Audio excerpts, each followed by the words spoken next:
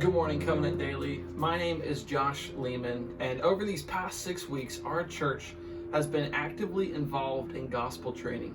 We have been following a framework that breaks the gospel down into 7 steps. And so I hope you've learned a lot about the gospel and a lot about sharing the gospel. This morning, I want to tell you a story of what happens after you share the gospel with someone.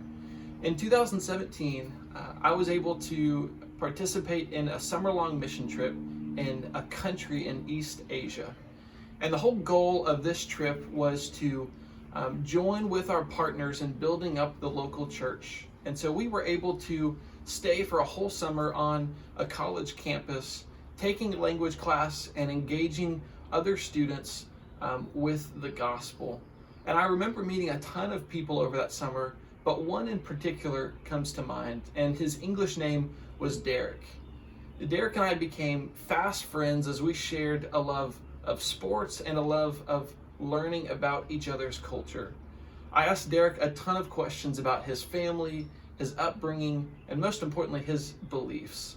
And over time, Derek began to share with me that he didn't have personal beliefs because he was not allowed to do so in the country where he lived. And then Derek flipped the question on me, and he asked me about my own personal beliefs. And this was my opportunity to share with Derek the gospel message. And after sharing the gospel message with Derek, his response was initially quiet as he was thinking and processing what he had just heard. And his response to me was that he had never thought about beliefs in this way, and that he didn't really even have the categories to fully understand what I had shared with him. And so you might be asking yourself, what happens next? Or how do you respond in that moment to somebody who you've just shared the gospel with? And I remember giving Derek a Bible and some key passages to read, and that we would follow up by talking about those passages together as we wanted to dive deeper into what the gospel is and what Jesus has done for us. It was really important that it was not about me finding this key opportunity to share the gospel, and it was never about me perfectly articulating the gospel message to Derek. And another important thing is that our friendship continued to develop, that his response to the gospel invitation did not end our friendship, but rather it became the foundation that the next time we got together to hang out and have conversation, that we would have something to talk about, that we were able to engage in this ongoing conversation about the gospel together.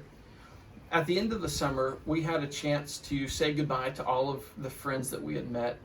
And I remember saying goodbye to Derek, and his final words to me were something that I'll never forget. He told me that I have seen in your actions what you told me.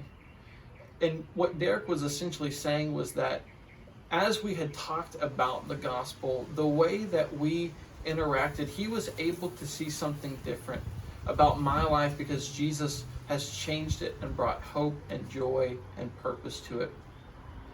And so I think this was a big encouragement to me that in sharing the gospel, the important next step was to continue developing our friendship, to continue walking together through life and being able to apply and exemplify the gospel.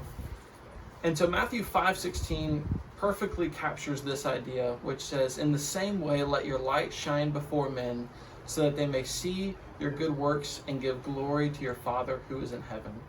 So I hope you're encouraged this morning to share the gospel and then to continue by living in a manner that magnifies the work of Christ and brings glory to God.